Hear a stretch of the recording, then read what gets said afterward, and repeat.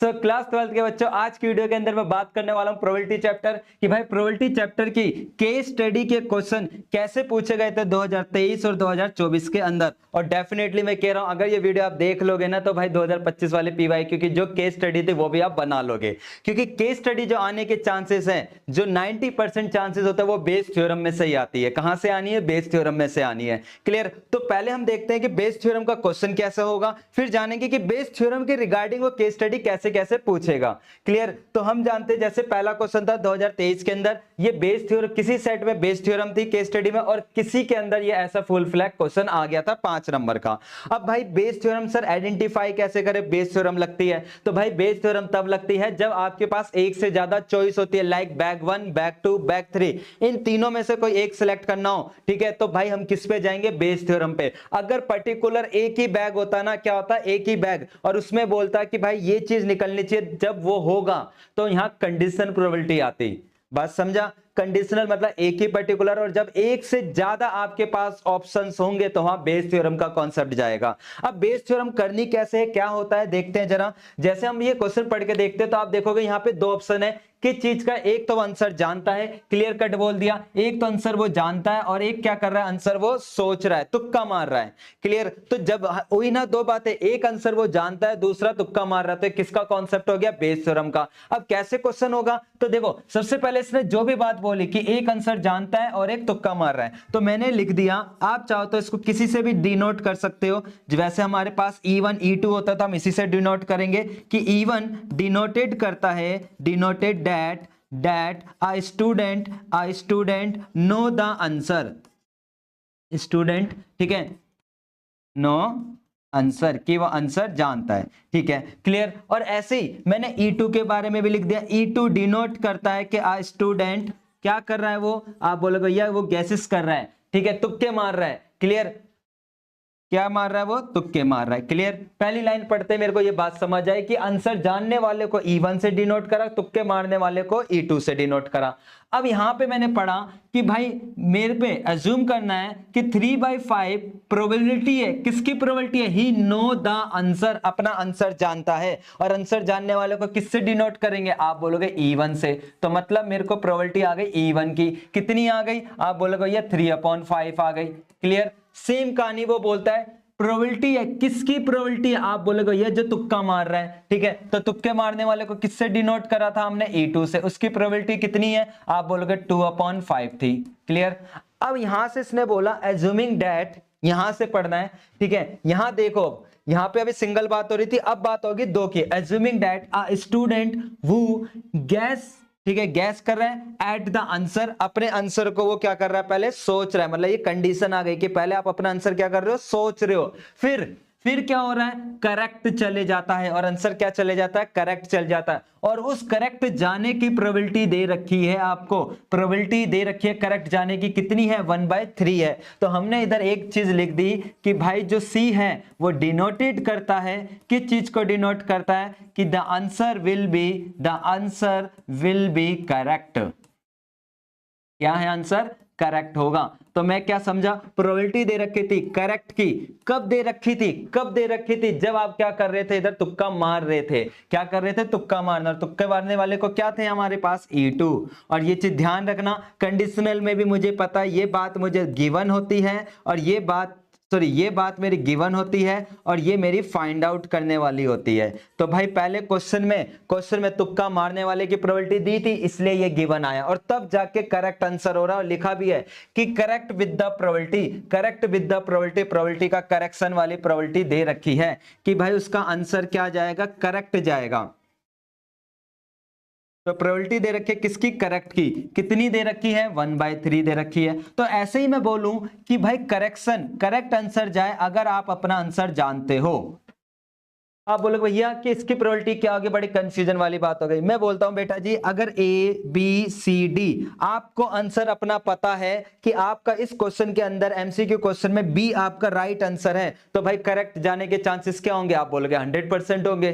समझा ना? अगर आपको आंसर पता है तो 101% आप श्योर हो कि B ऑप्शन है, तो फाइनल आंसर भी क्या आएगा? मतलब श्योरिटी क्या होगी, आप बोलोगे 100% होगी। तो भाई वही चीज है, अगर आप अपना आंसर जानते हो और करेक्ट जाने की प्रोबेबिलिटी पूछ रहा हूं तो आप बोलोगे 100% को मैथ्स में क्या बोलते हैं हम, 1 बोलते हैं। क्लियर। अब इसने आगे क्या बोला, अब इसने आगे क्या बोला, what is the probability that the student know the answer. अब आपको प्रोबेबिलिटी निकालनी है, किस चीज की प्रोबेबिलिटी निकालनी है, know the answer. Know the answer को किससे डिनोट करा था, आप बोलोगे E1 से। और कब निकालना है, क्योंकि मैंने बोला था स्लैश के बाद क्या था, गिवन दैट। कब निकालना है, लिखा भी है given that the answer is correctly, answer is the correctly, मतलब इस केस में निकालना है, ये आंसर निकालना है आपको। क्लियर। अब भाई इधर ध्यान देना, फॉर्मूला बनेगा अब हमारा। फॉर्मूला कैसे बनेगा, तो भाई पहले E1 था तो यहाँ E1 आएगा, फिर डॉट प्रोबेबिलिटी ऑफ, इसका उल्टा हो जाता है फॉर्मूला, इसका क्या हो जाता है, उल्टा हो जाता है। सेम कहानी यहां पर PE1, पहले जो ऊपर प्रोबेबिलिटी थी वो तो आएगा ही आएगा, फिर प्लस का साइन। अब भाई नीचे आता है टोटल आउटकम। टोटल आउटकम का मतलब जैसे इधर E2 है तो E2 वाला भी उठकर आएगा, कौन आएगा, E2 वाला भी उठकर आएगा। अगर E3 होता तो अगला कौन उठकर आता, E3 नहीं उठकर आता। E4 होता तो नीचे क्या आता, E4 आता। बस अब क्वेश्चन कंप्लीट कर दो, जिसकी जो वैल्यू वो उठाकर पुट कर देंगे हम। ठीक है, तो आप देखोगे E1 कितना था, आप बोलोगे 3/5 था, इसकी वैल्यू कितनी थी, 1 थी, ये 3/5 इनटू में 1 प्लस का साइन। E2 कितना था, E2 की प्रोबेबिलिटी, ठीक है, आप बोलोगे 2/5 इनटू में। Clear, clear. और ये हमारा E1 था, भूल गए हम। ठीक है, और E2 की प्रोबेबिलिटी कितनी थी, ये 1/3 थी। अब कैलकुलेशन कर लेना, ये हो गया 3/5 अपॉन में ये हो गया 3/5 और ये हो गया 2/15। अब एलसीएम वगैरह लोगे और कहानी खत्म हो जाएगी। क्लियर। ठीक है, तो ये तो हमारा बेस थ्योरम का एक कॉन्सेप्ट था कि भाई कैसा क्वेश्चन होता है। अब देखते हैं कि बेस थ्योरम के बिहाफ पे ही भाई केस स्टडी कैसे पूछ रहा है, जरा 2023 के अंदर जानते हैं कैसी केस स्टडी थी हमारे पास। ठीक है, क्लियर। तो देखो क्या कहता है, एक बिल्डर है, ठीक है, contractor under the undertakes a job to construct a 4 flat on the plot along with the parking area। मतलब कि पूरी एक कहानी बोल दी, एक बिल्डिंग कॉन्ट्रैक्टर है, अंडरटेक्स अ जॉब, उसके अंदर में जॉब आती है कि कंस्ट्रक्ट करेगा 4 फ्लैट बनाएगा, किस चीज के, प्लॉट के साथ, वो क्या बनाएगा, पार्किंग। अब यहाँ पे इधर देखो, यहाँ पर क्वेश्चन पकड़ना इंपॉर्टेंट होता है। Due to the strike the probability of many construction worker not being present। अब यहां पे पढ़ के देखो, क्या एक बात हुई है, दो बात हुई है। क्या बोला, स्ट्राइक की वजह से बहुत सारे जो वर्कर थे वो क्या हुए, प्रेजेंट नहीं हुए। क्लियर। और यहां पर E1 को चेक कर लो, इसने क्या बोला, E1 किस चीज को डिनोट कर रहा था, इसने खुद ही बता दिया। कहता है represent the event when the many worker were not present for the job. तो भाई जॉब के लिए कितने लोग प्रेजेंट नहीं थे, आप बोलोगे भैया E1 तो हमको पता चल गया, जॉब के लिए कितने लोग प्रेजेंट नहीं थे, आप बोलोगे 0.65। क्लियर। अगर ये इतने जॉब के लिए नहीं थे तो भाई E2 कहता है जॉब के लिए कितने लोग थे। अब लॉजिकल बात है कि 100 लोग थे, अगर 100 में से 80 लोग, 80 पीपल्स जो है वो आते ही नहीं है, तो कितने आए होंगे, तो आप बोलोगे 20। कैसे निकाला, माइनस करके। तो इतनी लाइन से ही मैं समझा कि भाई ये नॉट प्रेजेंट थे, नॉट प्रेजेंट वाले थे ये, जो कि उसने लिखा भी है।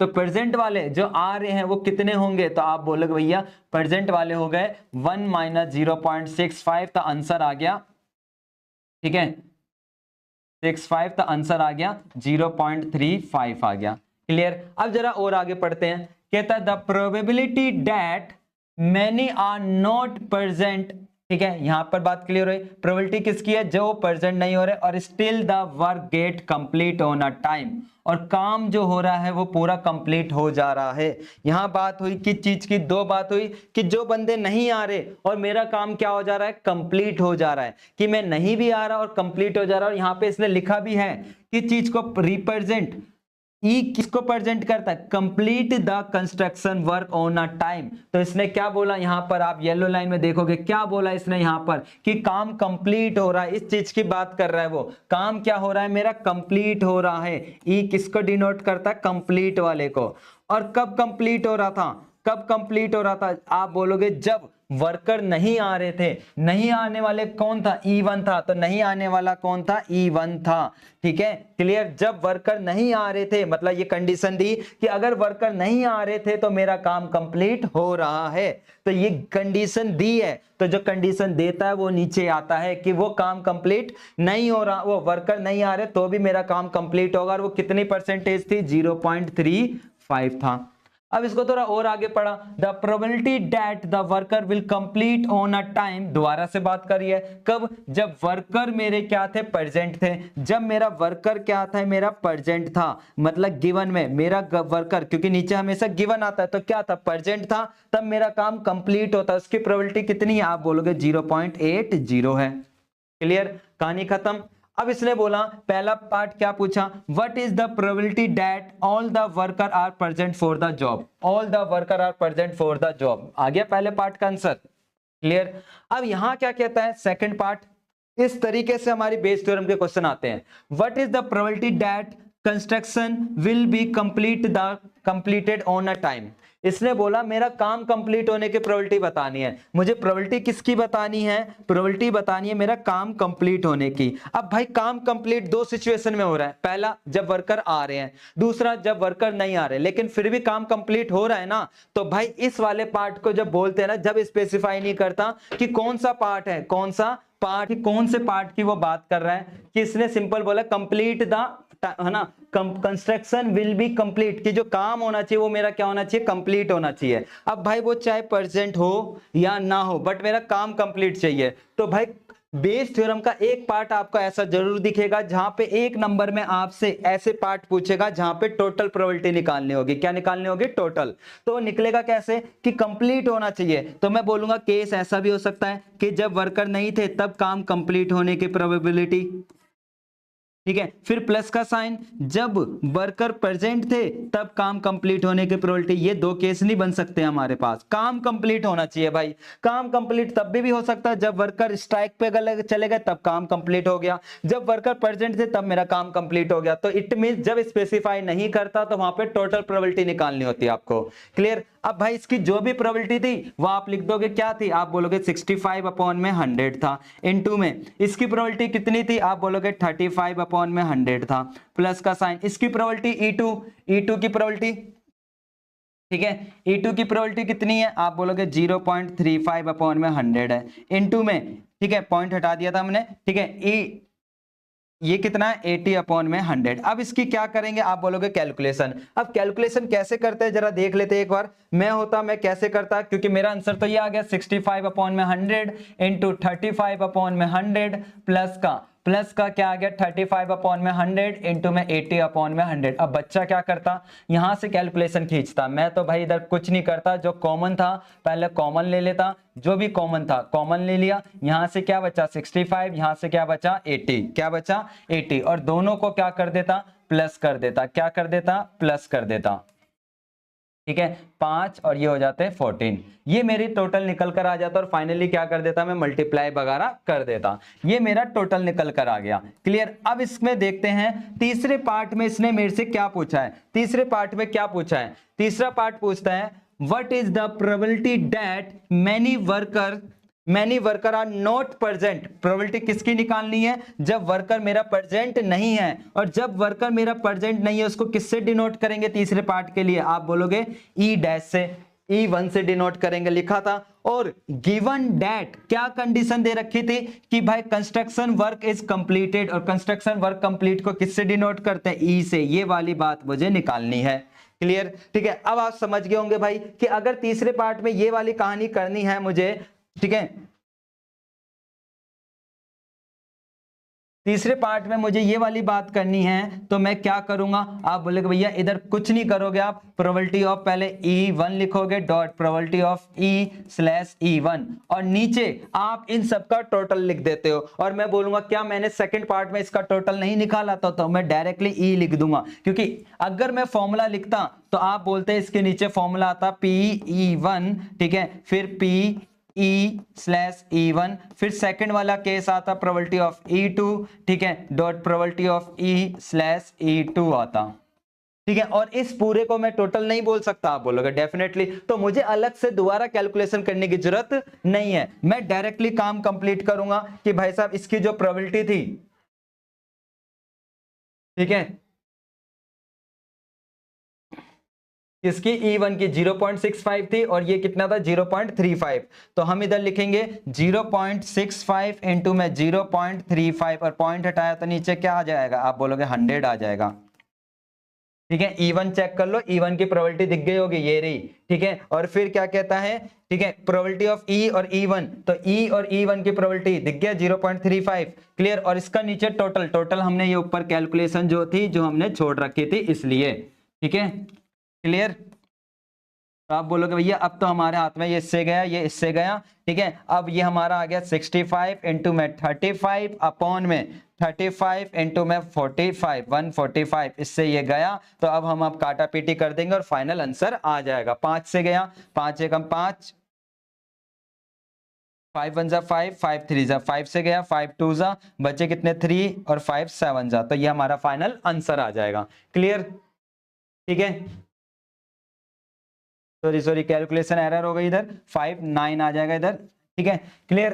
तो अब ये हमारा फाइनल आंसर है, क्लियर। अब अगर मैं बात करूं कि इसी के अंदर और वाला पार्ट क्या पूछा हुआ था, कहता what is the probability that all the worker present. अब प्रेजेंट वाले को क्या बोलते हैं हम, प्रेजेंट वाले को मैं क्या बोलता, प्रेजेंट वाले को आप लिखते हैं E2 से, और गिवन डेट हमेशा नीचे आता है, कंस्ट्रक्शन विल बी कंप्लीट, मतलब क्या आएगा इधर E आएगा, क्लियर। तो उम्मीद है इसका नीचे वाला पार्ट अब आप कर लोगे। चलिए अब आगे, अब देखते हैं अगला क्वेश्चन क्या था हमारे पास, ठीक है।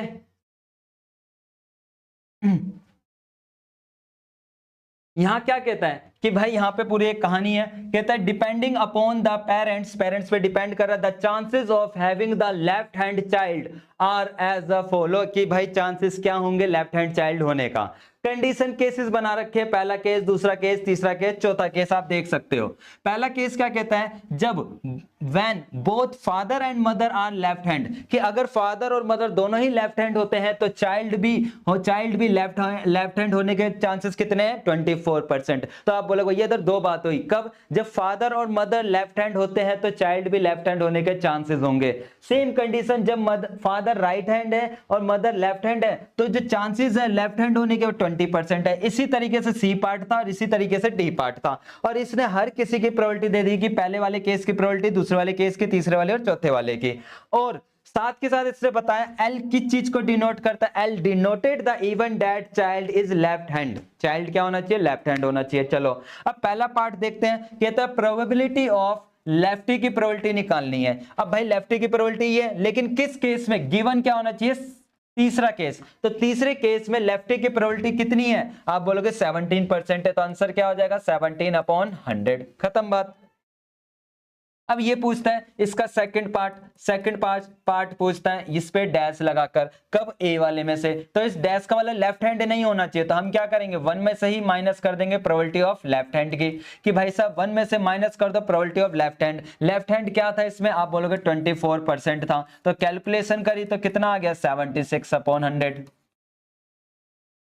अब क्या पूछ रहा है, प्रोबेबिलिटी ऑफ ए, क्या पूछ रहा है इसमें, प्रोबेबिलिटी ऑफ ए, मतलब पहले वाले केस के लिए पूछ रहा है, कब, जब वो लेफ्ट हैंड है। तो इस केस में मैं अब अपना फॉर्मूला खोलूंगा क्योंकि ए वाले की कोई प्रोबेबिलिटी नहीं है, तो आप बोलोगे भैया probability of A dot probability of left hand slash ये हो जाएगा अपॉन में, सेम कहानी यहां पर चलेगी, probability of A dot probability of left hand slash plus का साइन, अब प्रोबेबिलिटी ऑफ बी आ जाएगा, प्रोबेबिलिटी ऑफ लेफ्ट हैंड, कब, जब बी वाला केस था, फिर सर प्लस का साइन आ जाएगा, probability of C dot probability of left hand slash C, और प्रोबेबिलिटी ऑफ डी, फिर bracket probability of left hand slash D. ये कहानी थी। तो आप देखोगे प्रोबेबिलिटी ऑफ लेफ्ट हैंड ये 1/4 था, इनटू में ये क्या था हमारा, इसकी पहले केस की प्रोबेबिलिटी आप बोलोगे 24/100 थी। सेम कहानी 1/4 इंटू में 24/100, फिर बी वाला भी 1/4 था और इसकी प्रोबेबिलिटी कितनी थी, आप बोलोगे 22/100 थी। सेम कहानी 1/4 था और इसकी प्रोबेबिलिटी कितनी थी, तीसरे वाले में 17/100 थी। फिर सेम कहानी 1/4 इधर था और इसकी प्रोबेबिलिटी कितनी थी, आप बोलोगे 9/100 था। अब मैं कैलकुलेशन कैसे करता, मैं देखता 1/4 सब में कॉमन है, 1/4 कॉमन ले लेता, क्या कर लेता 1/4 में कॉमन ले लेता और मेरा काम पूरा का पूरा एंड हो जाता। ठीक है, क्या करता मैं, आप बोलते 1/4 सर आप कॉमन ले लेते, 1/4 क्या कर लेता मैं कॉमन ले लेता और साथ के साथ 100 भी कॉमन है तो 100 भी कॉमन ले लेता। यहां से क्या बचता, आप बोलते 24, यहां से क्या बचता बोलते 22, यहां से क्या बचता 17, यहां से क्या बचता 9 बचता। अब जो कट रहा है काट दिया, नीचे से उड़ गया। ठीक है, अब भाई अब तो आप समझदार बच्चे हो, प्लस करके फाइनल आंसर लिख दोगे कि भाई इन सबको प्लस करके कितना आ रहा है, तो ये हो जाएगा 46 और 17 ऐड कर देते हैं, 13 का हासिल 63 और ये 9 ऐड कर देंगे 72, तो आंसर कितना आ गया, आप बोलोगे 1/3 आ गया। क्लियर, चले अब आगे। अब देखो ये तो थे 2023 के क्वेश्चन ना, अब पैटर्न नोट करना कि अगर आपको 2023 वाले क्वेश्चन समझ आ गए तो क्या 2024 वाले समझ आ रहे हैं नहीं आ रहे, क्या सेम कॉन्सेप्ट है या नहीं, जरा देखते हैं हमारे पास। ठीक है, तो 2023 वाले भी क्वेश्चन, सॉरी 24 वाले स्टार्ट करते हैं। देखो क्या कहता है हमारे पास, a departmental store send the bill send कर रहे हैं to charges its the customer once a month. ठीक है, कि एक डिपार्टमेंटल स्टोर ने क्या करा, अपना बिल सेंड करा, चार्जेस करता है किस चीज के, कस्टमर से 1 मंथ के बिल के लिए। क्या कहता है, पास्ट एक्सपीरियंस, उसका पास्ट एक्सपीरियंस क्या कहता है, 70% of the customer pay their first month bill in a time. तो टाइम पर पे करने वाले बंदे कितने हैं, 70%। जरा नोट कर लेते इवन किसको डिनोट कर रहा है, आप बोलोगे ये ऐसा क्वेश्चन तो आपने 2023 में भी करा दिया था, 24 में भी आ गया बेटा। देख क्या साफ क्लियर कह रहा है, E1 E2 किसको डिनोट करता है, E1 डिनोट करता है event of the customer paying या नॉट पेइंग। मतलब एक बात हो रही है, E1 की बात हो रही है, E1 क्या है, पेइंग वाला है, और E2 क्या है, नॉट पेइंग वाला है। क्या है, नॉट पेइंग वाला है। ठीक है, जो कि कहां पर फर्स्ट मंथ की बात हुई है, कहां पे बात हुई है, फर्स्ट मंथ की बात हुई है, फर्स्ट मंथ की। तो आप देखोगे कि भाई साहब प्रोबेबिलिटी तो मैंने दे दी फर्स्ट मंथ की, कि भाई फर्स्ट मंथ के अंदर जो बंदा बिल पे कर रहा है, लिखा है ना 70% of the customer pay their first month bill in a time, तो टाइम पे करने वाला 70% है। तो नहीं पे करने वाला कितना होगा, आप बोलोगे भैया नहीं पे करने वाला हो जाएगा 30%। और अगर ये कट रहा हो तो काट दिया करो, कैलकुलेशन कम हो जाएगी, ऐसे पॉइंटों में मत लाना बट। क्लियर, अब इसने आगे क्या बोला, आगे पढ़ते हैं। कहता है the store also founded that the customer who pay their bill in the time has the probability of 0.8 है, किस चीज की है, द नेक्स्ट मंथ, इस चीज की है नेक्स्ट मंथ की। तो यहां पे पढ़ के देखो ए किसको डिनोट करता है, ए डिनोट करता है the customer paying the second month bill. तो यहां पर इस लाइन में, यहां से अगर मैं नोट करूं, यहां से मैं नोट करूं कहां से, कि यहां से हम देखते हैं, यहां से अगर आप पढ़कर देखो दोबारा से, ठीक है पूरा का पूरा, तो ये लाइन किस बात को लेकर कह रही है, यहां पर आप बोलोगे भैया the store also founded that the customer who पे the bill in a time.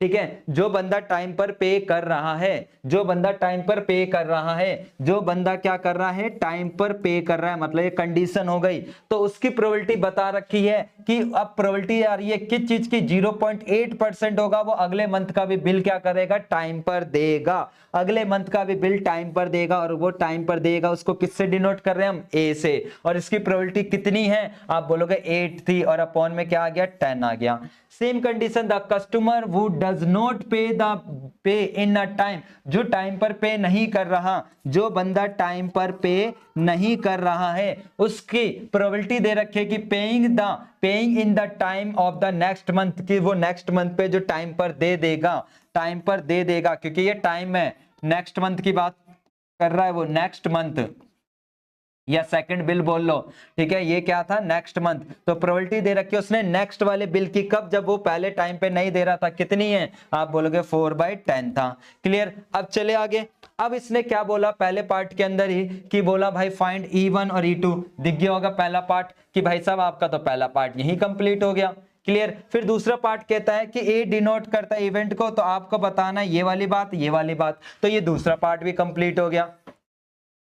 ठीक है, क्लियर, बड़ा इजी था। अब तीसरी बात क्या कहता है, find the probability of the customer, find the probability of the customer paying the second month bill in a time, की प्रोबेबिलिटी निकालनी है जहां कस्टमर पे कर रहा है सेकंड मंथ का बिल ऑन अ टाइम पर, मतलब प्रोबेबिलिटी निकालनी है। सेकंड मंथ वाला क्या था, ए, इसकी प्रोबेबिलिटी निकालनी है। तो आप क्या समझे, आप बोलोगे भैया ये एक तरीके से हमारा टोटल हो गया, क्योंकि यहां स्पेसिफाई नहीं कर रखा कि भाई वो पहले पे करने वाला बंदा है या नोट पे करने वाला। तो तीसरे पार्ट को लेकर मैं क्या करूंगा, आप बोलोगे भैया तीसरे पार्ट में आप क्या करोगे, पहले तो पेइंग वाला बंदा था, पेइंग वाला बंदा होगा तो उसके अगले मंथ की प्रोबेबिलिटी ये होगी, ठीक है, प्लस का साइन, और ये दूसरा था नॉट पेइंग वाला था तो इसकी टाइम पे पेमेंट करने की प्रोबेबिलिटी ये होगी। अब आप कैलकुलेशन कर दोगे, ठीक है। अब अगली मैं बात करूं, अगली बात करें, कहता है find the probability of the customer paying the first month bill in a time. अब फर्स्ट मंथ वाला बिल कौन सा था टाइम पर पे करने वाला, आप बोलोगे E1 था, क्या था, E1 था। और गिवन डेट या फाउंडेड डेट, क्या कंडीशन थी कि भाई कंडीशन थी कि customer has paid the second month bill in a time, second month bill in a time, तो इन अ टाइम को डिनोट किससे करेंगे, ए से। तो ये क्या आ गई हमारी बेस थ्योरम आ गई। क्लियर हुई बात इधर, तो बात क्लियर हो गई इधर, ठीक है। यहां ऊपर टोटल था और नीचे वो वाला पार्ट था। अब देखते हैं अगला क्वेश्चन क्या था इसी का ही, ठीक है। अगला क्वेश्चन क्या कहता है, एरोप्लेन आर, ठीक है। अब एरोप्लेन की कहानी है, कहता है aeroplane are by the far the safest mode of the transportation, मतलब कहानी दे रखी है कि एरोप्लेन जो मोड होता है वो सेफेस्ट पार्ट होता है हमारा। When the number of the transportation passengers are major against the personal injury and the fatality totals, ये कहानी दे रखी है। मेन मुद्दे पे आते कहां पर, देखो अब यहां पर कहता है previous records state that the probability of aeroplane crash, crash की प्रोबेबिलिटी दे रखी है कि प्रीवियस रिपोर्ट के हिसाब से जो प्रोबेबिलिटी है क्रैश होने की, और यहां पर लिखा भी है E1 किसको डिनोट करता है, E1 denote the event that there is the plane crash, क्या हो रहा हो, क्रैश हो रहा हो। तो जो मेरा E1 है वो किस चीज की बात कर रहा है, प्लेन क्या हो रहा था मेरा, क्रैश हो रहा था, ठीक है, इस चीज की बात कर रहा है। और इसकी प्रोबेबिलिटी कितनी है, आप बोलोगे 0.000, कितनी बार जीरो, 1 2 3 4, 4 बार जीरो है और 1%। अब मैं अगर इसको सॉल्व करूंगा तो भाई पहले तो पॉइंट हटाएंगे ऊपर से, ठीक है, तो कितनी जीरो लग जाएगी, आप बोलोगे 1 2 3 4 5 नंबर थे, तो 1 2 3 4 5 नंबर थे, ठीक है। तो 1 2 3 4 5 और ऊपर से 100 हटाएंगे, परसेंटेज हटाएंगे तो 100 आ गया, तो कितनी जीरो आ गई, आप बोलोगे भैया 1 2 3 4 5 6 7, 7 जीरो आ गई। क्लियर। तो अब यहां पे कहता है E2 किसको डिनोट करता है, the event there is no crash, crash नहीं हो रहा। तो भाई आप क्या करोगे, E2 निकालोगे। E2 कैसे निकालोगे, आप बोलोगे 1 में से माइनस कर दो इस वाली अमाउंट को, 4 5 6 7 वाली को। तो अगर मैं माइनस करने बैठूंगा तो ये 9 कितनी बार आ जाएगा, आप बोलोगे 7 बार ही आ जाएगा, ठीक है। कर लोगे सिंपल, 1 2 3 4 5 6 7 और ये 1 माइनस करते हैं तो ये आया यहां से 9, ये 9 आया, यहां से 9 आया, ये 9 आया, ये 9 आया, ये 9 आया, 9 आया, तो 2 4 6 और एक 7, और अपोन में कितनी जीरो आ जाएगी, आप बोलोगे ये 7 जीरो थी, 4 5 6 7 आ गया E2। अब इसने आगे क्या बोला, ए किसको बताता है, event the passenger survive after the journey, कि जर्नी के बाद वो सर्वाइव कर रहा है, मतलब कि सर्वाइविंग की बात कर रहा है आफ्टर जर्नी। अब देखते हैं इसने आगे क्या बोला, कि यहां से मैंने इस पे गया E1 E2 है क्या, अब यहां बोलता है फर्दर, मतलब आगे, there are a 95% of the chance there will be survive, survive हो रहा था, सर्वाइव की प्रोबेबिलिटी कब, आफ्टर अ प्लेन क्या हो रहा हो, क्रैश हो रहा हो। अगर प्लेन क्रैश हो जाए, कंडीशन क्या है कि अगर प्लेन क्रैश होता है, प्लेन क्या हो रहा है मेरा, क्रैश हो रहा है, प्लेन क्या हो रहा है, क्रैश हो रहा है, तो उसके सर्वाइव होने की प्रोबेबिलिटी, तो प्रोबेबिलिटी ऑफ द सर्वाइविंग कब,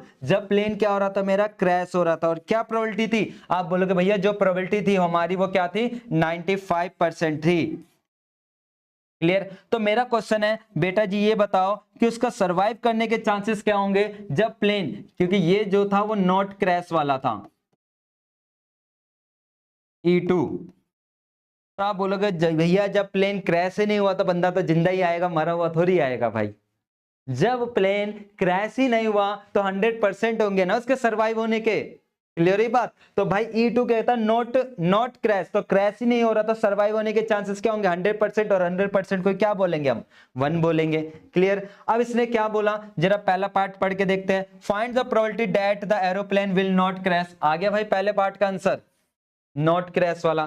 ठीक है, अब कहता है E2 भाई ये निकालना है, दोनों को क्या करना है प्लस करना है। तो दोनों का जो आंसर आया, इन दोनों आंसर को सेकंड पार्ट में क्या करना है मुझे प्लस करना है। तो क्या नहीं कर पाएगा बता, ये E1 है, क्या नहीं हो पाएगा आप बोलोगे आराम से हो जाएगा। दोनों को प्लस करना तो 195 अपॉन में क्या आ जाएगा 100 आ जाएगा, खत्म बात ये वाला। अब यहाँ पे कहता है A निकालना, A का मतलब क्या हो गया भाई उसके सरवाइव करने का। क्या बताया कौन सा केसेस है, आप बोलोगे नहीं भैया ऐसे क्वेश्चन तो आपने बता दिए कि भैया ये एक तरीके से टोटल होता है। क्या होता है हमारा टोटल होता है। तो टोटल कैसे निकलेगा, आप बोलोगे probability of E1 dot probability of A slash E1 plus का probability of E2, probability of E2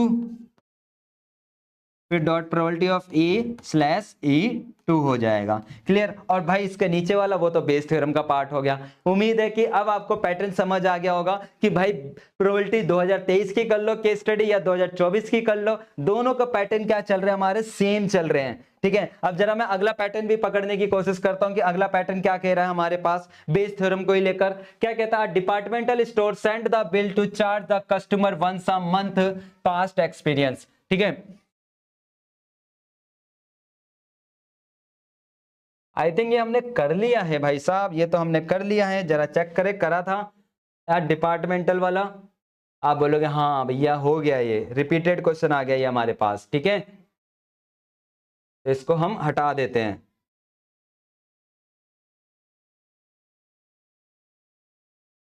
आते जरा अगले क्वेश्चन पर।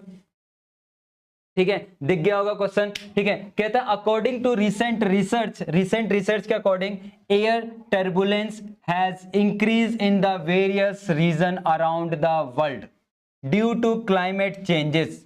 ठीक है, कहानी दे रखी है प्रॉपर। ठीक है, यहां पर कहता है टर्बुलेंस मेक द फ्लाइट, ठीक है, bumpy and often delay the flight. ठीक है, अब देखो यहां पर क्या क्या दे रखा था उसको पढ़ के देखते हैं। अज्यूमिंग दैट एरोप्लेन ऑब्जर्व सर्वे, ठीक है, टर्बुलेंस। ठीक है, कौन सा है हमारे पास, एक तो ये वाला है जो कि सामने दिख भी गया होगा हमारे पास। ठीक है, पहला हो गया। दूसरा कौन सा था, मॉडरेट था। दूसरा कौन सा था, मॉडरेट। और तीसरा कौन था, लाइट था। और तीनों की प्रोबेबिलिटी क्या है हमारी, बिल्कुल इक्वल है। क्या है, इक्वल। ठीक है मतलब जो मेरा E1 है, E1 वाला कौन सा है वो, और डायग्राम दिख भी गया होगा भाई, तीन कैटेगरी के हैं। ठीक है, ठीक है, तीन कैटेगरी के हैं। ठीक है, ये पहला हो गया जिसकी, और E2, और तीसरा कौन सा है E3। ठीक है, E2 की बात करें तो E2 वाला कौन सा था हमारा, मॉडरेट था। ठीक है, तो इंग्लिश लिख लेना। और तीसरा कौन सा था हमारा, तीसरा था लाइट वाला। और तीनों की प्रोबेबिलिटी क्या थी, आप बोलोगे इक्वल थी। क्या थी हमारी, इक्वल थी। इक्वल का मतलब ये भी 1/3, ये भी 1/3, 1/3। अगर चार बंदे होते तो 1/4, 1/4, 1/4 हो जाता। अब कहता है further the chance of the aeroplane reaching the late. अब लेट होने की बात कर रहा है कि जो ड्यू टू द डेस्टिनेशन की वजह से इतने चांसेस हो रहे हैं, क्या हो रहे हैं, लेट हो रहे हैं। कब हो रहे हैं बताया, इसने बताया इन तीनों केसेस में। तो मतलब कि भाई लेट होने की प्रोबेबिलिटी दे रखी है पहला वाला। ठीक है, पहले वाले केस में कितनी थी, आप बोलोगे 55/100 थी। मैं बात करूं ऐसी लेट होने की प्रोबेबिलिटी सेकंड वाले केस में कितनी थी, आप बोलोगे 37/100 थी। अगर मैं ऐसी बात करूं कि लेट होने की प्रोबेबिलिटी थर्ड वाले केस में जब मैं इससे जा रहा हूं तो कितना है, आप बोलोगे 17/100 था। अब क्या कहता है, on the basic of the information answer the following question. क्या कहता है, find the probability that the aeroplane reach it the destination late. क्या यहां पर स्पेसिफाई करा कि किस तरीके से वो लेट जा रहा है, आप बोलोगे कोई भी नहीं बता रखा। वो पहला केस भी हो सकता था, दूसरा केस भी हो सकता था, तीसरा केस भी। तो मैं क्या समझा, तो आप बोलोगे भैया एक तरीके से आपको L निकालना है, मतलब ये वाली प्रोबेबिलिटी, मतलब टोटल प्रोबेबिलिटी निकालनी है। क्लियर। अब टोटल प्रोबेबिलिटी निकालने बैठा तो टोटल में मैं क्या समझा कि भैया अगर मुझे टोटल निकालना है तो प्रोबेबिलिटी ऑफ पहले E1 आएगी डॉट प्रोबेबिलिटी ऑफ, ठीक है, लेट होने की, फिर सेम कहानी प्रोबेबिलिटी ऑफ, ठीक है, E2 आएगा और इसके साथ प्रोबेबिलिटी ऑफ लेट E2 की कहानी आ जाएगी प्लस का प्रोबेबिलिटी ऑफ लेट आने की प्रोबेबिलिटी मतलब E3 और इसके साथ प्रोबेबिलिटी ऑफ L और E3 आ जाएगा। अब देखो भाई इसकी प्रोबेबिलिटी क्या थी, आप बोलोगे 1/3 और पहले वाले केस की प्रोबेबिलिटी 55/100 प्लस 1/3 इसकी प्रोबेबिलिटी आप बोलोगे 37/100 प्लस 1/3 इसकी प्रोबेबिलिटी 17/100। अब मैं बोलूं इसमें क्या कॉमन है, आप बोलोगे भैया ये ऐसा करो 1/3 आप कॉमन ले लो, क्योंकि कैलकुलेशन क्यों करें, अब जो बच रहा है वो लिख लेते हैं 55 प्लस का 37 प्लस का 17 और अपॉन में क्या आ जाएगा 100 आ जाएगा। कैलकुलेशन कर लेते हैं कितना हो जाएगा, ये 14 का असल 54, तो ये हो जाएगा हमारा कितना 109 अपॉन में 300। ठीक है, ये हमारा टोटल निकल कर आ रहा है। ठीक है, एक बार चेक भी कर लेते हैं, 55 और 37 ऐड करा 12 का असल 1, ये 9 हो गया और एक 17 ऐड करते हैं तो ये 9 और एक 10। ठीक है क्लियर, तो ये हमारा टोटल निकल गया। अब जरा इसका बी पार्ट पढ़ के देखते हैं, कहता है if the aeroplane reach it the destination late, if मतलब कंडीशंस हो गई। ठीक है, कंडीशंस हो गई, सेकंड पार्ट के लिए क्या हो गई, कंडीशंस हो गई, लेट हो रहा है, कंडीशन को नीचे लिखते हैं हम। और कब, the probability that it was due to the moderate. अब मॉडरेट वाला कौन सा था, मॉडरेट वाला कौन सा था, E2 वाला था, तो ये मुझे निकालना है। तो ये किसका पार्ट हो गया, आप बोलोगे भैया ये तो अब हमारे भरोसे छोड़ दो, इतना तो हमको आ गया, ये आएगा प्रोबेबिलिटी ऑफ L/E2 और नीचे प्रॉपर आ जाएगा किसको, ए वाला जो हम निकाल चुके हैं। क्लियर, तो प्रॉपर कैलकुलेशन करने की जरूरत नहीं है। जैसा अगर मैं करता भी तो यह आता 1/3 इनटू में इसकी प्रोबेबिलिटी कितनी है E2 की 37/100 और यहां पर कितना था 109 अपॉन में 300, तो इससे जा रहा है तो उड़ा दिया, तो आंसर आ गया 37/109। क्लियर, ठीक है, चले अब आगे। तो आपको पैटर्न का आइडिया हो गया होगा कि पैटर्न क्या चल रहे हैं भाई, पैटर्न क्या चल रहे हैं हमारे पास। अब देखो 2023 के अंदर आपने देखा था एक क्वेश्चन था डायरेक्ट पूछा गया था विदाउट प्रोबेबिलिटी के, वो केस स्टडी में। 2024 में भी ऐसा है, किसी सेट के अंदर ये क्वेश्चन डायरेक्ट आया हुआ है। ठीक है, डायरेक्ट क्या है जरा हम देखें, कहता है कि द चांस है ना, the chances of a PQRS getting the selected as a CEO of a company are, तो मतलब CEO सिलेक्ट होने के मतलब प्रोबेबिलिटी जो है किसके P वाले बंदे की सिलेक्ट होने की वो कितनी हो जाएगी 4/7। 7 कैसे होगा, क्योंकि इसका टोटल क्या था 7। प्रोबेबिलिटी ऑफ CEO सिलेक्ट होने की Q वाले बंदे की 1/7। प्रोबेबिलिटी ऑफ R के सिलेक्ट होने की प्रोबेबिलिटी क्या है 2/7 है। अब यहाँ पे कहता है the probability of the company for the company to increase the profit, किसकी बात हो रही है इधर, प्रॉफिट इंक्रीज करने के previous year as a new CEO अगर PQR को हायर करा जाता है कि उसका प्रॉफिट को मान लेते हमने A से डिनोट कर दिया, तो ये क्या हो गया, A हमारा क्या हो गया प्रॉफिट, कि प्रॉफिट आने की प्रोबेबिलिटी कब होगी, अगर मेरे पास P होता है, प्रॉफिट आने की प्रोबेबिलिटी क्या होगी अगर Q होता है, प्रॉफिट आने की प्रोबेबिलिटी क्या होगी अगर मेरा क्या होता है R होता है। तो आपने देखा प्रॉफिट आने की प्रोबेबिलिटी 3/10, 8/10 क्योंकि पॉइंट हटा दिया मैंने 100 और 5/10 आ गया।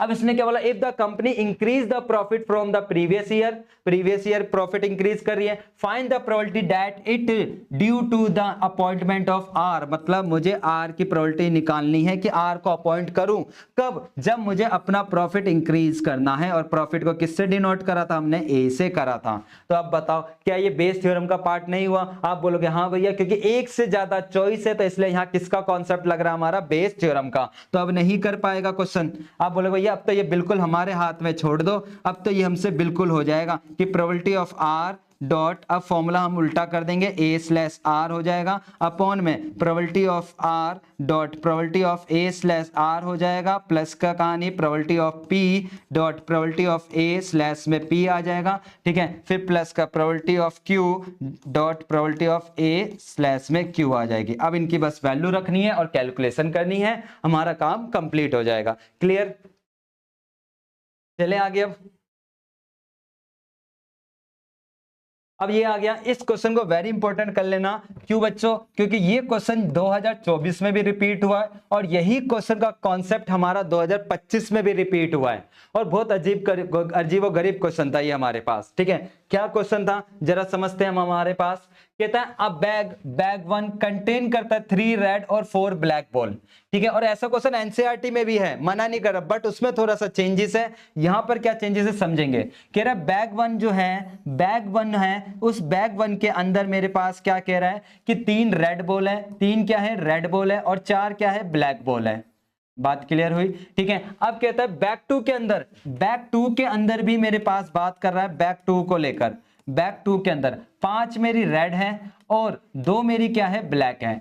अब 2 बॉल क्या करी जा रही है, ट्रांसफर करी जा रही है, भेजी जा रही है at a random from bag 1 to bag 2 के अंदर। बैग 1 से कहां भेज रहा हूं मैं, बैग 2 से, और कितनी बॉलें भेज रहा हूं मैं, 2 बॉलें। अब यहां पर मेरे को कंफ्यूजन होती है, 2 बॉलें भेजनी है मेरे को, कितनी, 2 बॉलें। अब भाई देखो प्रोबेबिलिटी में 11th क्लास में पढ़ी होगी, जब आप एक चीज की बात करते हो एक बारी में ड्रॉ कर रहे हो तो वहां डायरेक्टली बेसिक प्रोबेबिलिटी लगती है। जब एक से ज्यादा चीजें बार बार ड्रॉ करते हो तो वहां पर क्या होता है, एक ही टाइम पर, तो वहां कॉम्बिनेशन की एंट्री होती है कि जैसे एक साथ वो 2 बॉलें निकाल रहा है, या एक साथ 3 बॉलें निकाल रहा होता है, या एक साथ 4 बॉलें निकाल रहा होता है, एक साथ 5 बॉलें निकाल रहा होता, तो वहां क्या लगाते हैं हम, कॉम्बिनेशन। क्लियर? 11th में आपने प्रोबेबिलिटी पढ़ी होगी तो वहां एक आइडिया हो गया होगा कि वहां पर भी प्रोबेबिलिटी में भी कॉम्बिनेशन लगता था, तो वही कॉन्सेप्ट यहां पर है। क्लियर? अब जैसे कि मान लेते हैं कि मेरे को 2 बॉलें निकालनी है, तो पहले तो निकालेंगे टोटल आउटकम। पहले क्या निकाल लेते हैं, टोटल आउटकम्स। तो टोटल कितनी थी, 7 थी, इसमें से मुझे कितनी बॉलें निकालनी थी, आप बोलोगे 2। क्लियर? तो हमने इसका कैलकुलेशन करके देखी और इसका फॉर्मूला याद कर लेना, अगर याद नहीं है तो n फैक्टोरियल अपॉन में r factorial bracket n minus r factorial होता है। क्लियर? तो आपने इसकी कैलकुलेशन करी 7 फैक्टोरियल अपॉन में 2 फैक्टोरियल और 5, समझ आ गया कैसे आया होगा? आप बोलोगे बिल्कुल बेसिक बात थी सर जी, यहाँ पे तो इंटू 6 इंटू में 5 फैक्टोरियल और नीचे भी 5 फैक्टोरियल से 5 फैक्टोरियल कट गया और ये आ गया टोटल में हमारा आ गया 21। अब यहां से केसेस बनेंगे, कौन कौन से केसेस? केस नंबर 1 हो सकता है कि भाई E1 किसको डिनोट कर रहा है कि भेजी गई बॉल दोनों कौन से कलर की हो, रेड कलर की हो। भाई 2 बॉल भेजनी है तो मुझे यहां पर थोड़ी क्लियर कट बताया शुरुआत में कि 2 बॉल जब मैं भेज रहा हूं तो वहां पे कौन से कलर की है, क्या पता दोनों रेड कलर की हो। तो भाई रेड कलर की प्रोबेबिलिटी मैं देखूं तो रेड कितनी थी, 3 थी, उनमें से कोई भी 2 जा सकती है। क्लियर? और नीचे क्या आता है, टोटल, और टोटल की कहानी मैं कर चुका था 7C2। तो मैंने देखा कि भाई इसका टोटल तो मुझे पता है 21 आ गया, इसका टोटल मैंने सॉल्व करा था। अब आता 3C2 को मैं सॉल्व करूंगा तो 3 फैक्टोरियल अपॉन में 2 फैक्टोरियल, तो आप समझ गए होंगे क्या आएगा, 3 आएगा। क्लियर? और जब ये दोनों रेड कलर की बॉल यहां गई होगी तो ये बैक 2 की कहानी क्या बन गई होगी, बैक 2 की कहानी क्या बन गई होगी? बैक 2 में पहले 5 थी, अब दोनों रेड गई है, तो अब बैक 2 के अंदर कितनी रेड बॉल हो जाएगी, आप बोलोगे 7 रेड हो जाएगी और 3 क्या हो जाएगी, ब्लैक हो जाएगी। क्या हो जाएगी, 3 ब्लैक हो जाएगी। क्लियर? जब मेरी क्या हुई, दोनों रेड कलर की बॉल गई थी। अब ऐसी तो हमारी आगे भी तो कहानी हो सकती है कि क्या पता केस 2 ऐसा हो कि भाई दोनों की दोनों कौन सी बॉल हो, ब्लैक बॉल हो, कौन सी हो, ब्लैक बॉल हो। तो अगर दोनों ब्लैक बॉल है तो आप बोलोगे भैया 4C2 अपॉन में 7C2, क्योंकि नीचे टोटल आता ऊपर ये आ गया। अब इसका टोटल तो मुझे पता था 21 था, अब मैं इसकी कैलकुलेशन करूं तो आप बोलोगे 4 फैक्टोरियल अपॉन में 2 फैक्टोरियल और अपॉन में 2 फैक्टोरियल। कैलकुलेशन करते 4 इंटू 2 अपॉन में 2 फैक्टोरियल और 2 फैक्टोरियल इंटू 2 इंटू 1। ठीक है, इससे ये गया, ये कितना आ गया, 2 आ गया, तो ये हो गया 6 अपॉन, क्या आ गया, 6। ठीक है, क्या आ जाएगा हमारा, 6 आ गया। क्लियर? अब भाई अगर यहां पे दोनों ब्लैक गई होगी तो बैक 2 की कंडीशन क्या बन गई होगी, बैक 2 की कंडीशन क्या बन गई होगी? अगर दोनों ब्लैक गई होगी तो पहले ब्लैक 2 थी, अब ब्लैक कितनी हो जाएगी, 4 हो जाएगी। रेड तो उतनी रहेगी, रेड थोड़ी गई थी। क्लियर? अब ये भी तो हो सकता है, हमको क्या पता, सपने आ रहे हैं कि दोनों रेड गई हो, दोनों ब्लैक गई हो। तीसरा केस भी तो बन सकता है कि एक मेरी रेड गई हो और दूसरी मेरी ब्लैक गई हो, ये भी तो हो सकता है। आप बोलोगे डेफिनेटली हो सकता है, इसमें भी क्या दिक्कत है। ठीक है, तो अगर ऐसा हुआ तो नीचे तो टोटल C2 ही आएगा, लेकिन भाई रेड वाली रेड में से जाएगी, ब्लैक वाली ब्लैक में से जाएगी। ठीक है, क्लियर? तो इसकी कैलकुलेशन करके देखते हैं कि भाई 3C1 3 अपॉन में 2 फैक्टोरियल, तो मतलब ये आ गया हमारा 3, और 4C1 मतलब 4 अपॉन में 3, तो ये आ जाएगा 4। तो ये कितना हो गया, आप बोलोगे 12/21 हो गया। क्लियर। और इस केस में बैक टू की कंडीशन क्या हो जाएगी, एक गई हमारी रेड 5 थी तो 6 रेड हो गई, और एक गई है हमारी ब्लैक, तो ये 3 ब्लैक हो जाएगी। तो 3 केसेस बने। अब इसने क्या बोला, अब बोलता है, अब थोड़ा सा और आगे पढ़ते हैं हम जरा, ठीक है। अब इसने बोला कि डालने के बाद then a ball is draw at random from the back two, अब बैक टू में से एक बॉल निकालो, ठीक है। और बोला probability that the draw ball is the red colour, कि जो अब बैक टू में से बॉल निकाली जाएगी वो कौन से कलर की होनी चाहिए, रेड कलर की होनी चाहिए। क्या होनी चाहिए, रेड कलर की। तो अब हम क्या करेंगे कि यहां पर, ठीक है, यहां पर हम लिख देंगे कि भाई जैसे कि रेड कलर की बॉल कि वो रेड कलर होनी चाहिए, और स्लैश इवन का मतलब क्या हुआ, जब दोनों रेड गई हुई थी, ठीक है। तो क्या आएगा रेड कलर की बॉल, तो आप बोलोगे 7/10। इसी केस में निकाली गई बॉल रेड कलर होनी चाहिए, जब दोनों क्या भेज दी थी, मैंने ब्लैक भेज दी थी, तो रेड कितनी होगी, आप बोलोगे 5/, ठीक है। अच्छा यहाँ पे 2 था, ठीक है, क्लियर। तो यहां पर आएगा 7/9 था, तो ये हो जाएगा 5/9 हो जाएगा। Clear. Same condition red, clear, यहां पे भी क्या आ जाएगा, ठीक है, रेड आ जाएगा हमारे पास। क्या कंडीशंस होगी, आप बोलोगे भैया इधर रेड की में बात करें तो इधर रेड हो जाएगी 6/9 हो जाएगी। क्लियर। अब देखो इस क्वेश्चन में क्या मेंशन करा कि रेड बॉल किस जगह से निकलनी चाहिए, कि ट्रांसफर करी गई दोनों बॉल रेड है, या ट्रांसफर करी गई दोनों बॉल ब्लैक है, या ट्रांसफर करी गई, कुछ नहीं बताया, इसने बोला बस रेड निकलनी चाहिए। क्या बोला, रेड निकलनी चाहिए। अगर ये बोल देता कि निकाली गई बॉल रेड कलर की हो, लेकिन कहां से निकली हो, कि ट्रांसफर करी गई बॉल स्पेसिफाई करता, जैसे एनसीईआरटी में स्पेसिफाई कर रखा था कि ट्रांसफर करी गई बॉल कौन से कलर की है, तो भाई ये पूरा बेस थ्योरम लगता है। इधर बेस थ्योरम नहीं, इधर सिंपल रेड निकालना है, ठीक है। तो हम क्या करेंगे, रेड निकालना है, तो पहले केस की प्रोबेबिलिटी क्या थी, आप बोलोगे 3/21। अब इसमें रेड निकलने की चांसेस क्या हुए, आप बोलोगे 7/9। सेम कहानी इधर, सेम कहानी 6/21, इसमें रेड निकलने के चांसेस कितने हुए, आप बोलोगे 5/9। सेम कहानी इधर, ये कितना था 12/21, और इसमें रेड निकलने के चांसेस कितने हैं, रेड निकलने के 6/9 था। अब भाई जो कॉमन है, नीचे के नंबर तो कॉमन है, तो आपने कॉमन ले लिए और ऊपर की कैलकुलेशन कर दी। ये कितना हो गया 21, ये कितना हो गया 30, और ये कितना हो गया 72, और कैलकुलेशन करके फाइनल आंसर आ जाएगा। ठीक है, तो ये कितना हो जाएगा, आप बोलोगे भैया ये हो जाएगा 102 और 21, ठीक है, 333। अब इसको काटा पीटी कर देना और वही हमारा फाइनल आंसर आ जाएगा। क्लियर। तो उम्मीद है ये आपको बात क्लियर हो गई होगी, ठीक है। 7 के टेबल से कट जाएगा ये। अब देखते हैं एक और केस स्टडी, क्या ये रियलिटी में बेस थ्योरम है या नहीं है, क्योंकि अगले, ठीक है, जरा देखते हैं। कहते रोहित और Jasprit and Alia prepare for the interview, किसके लिए प्रिपेयर हो रहे हैं, इंटरव्यू के लिए, जहां पे 3 vacancy are the post. Rohit के सिलेक्शन की प्रोबेबिलिटी दे रखी है, रोहित के सिलेक्शन की प्रोबेबिलिटी कितनी है, आप बोलोगे 1/5 है। मैं बात करूं किसके, जसप्रीत भाई साहब के सिलेक्शन की प्रोबेबिलिटी कितनी है, 1/3 है। और हम बात करें किसकी, आलिया के सिलेक्शन की प्रोबेबिलिटी कितनी है, 1/4 है। ये कहानी खत्म। अब कहता था event of the selection is independent, कैसे इवेंट है, इंडिपेंडेंट इवेंट है। इंडिपेंडेंट का एक दूसरे पे डिपेंडेंट नहीं है, तो क्या ये बेस थ्योरम होगी, आप बोलोगे ना ना भैया, यहां पे बात हो रही है इंडिपेंडेंट इवेंट, और इंडिपेंडेंट इवेंट हमारा बेस थ्योरम का पार्ट नहीं है। तो अब ये हमारा बेस थ्योरम की क्वेश्चन नहीं था, ये हमारा बेसिक था। क्या कहता है, what is the probability that at least one of them selected, one of them, इस टॉपिक को लेकर एमसीक्यू भी भर भर के आते हैं, one of them, at least one of them. तो इसका मतलब हम ये बोलेंगे कि पहले पार्ट में इसने बोला कि प्रोबेबिलिटी निकालनी कम से कम एक सिलेक्ट हो जाए, तो मैं बोलूंगा भाई 1 में से माइनस कर दे नॉट सिलेक्ट वाली, क्या माइनस कर दे, नॉट सिलेक्ट वाली, ठीक है। 1 में से किसको माइनस कर देंगे, नॉट सिलेक्ट वाली प्रोबेबिलिटी, ठीक है।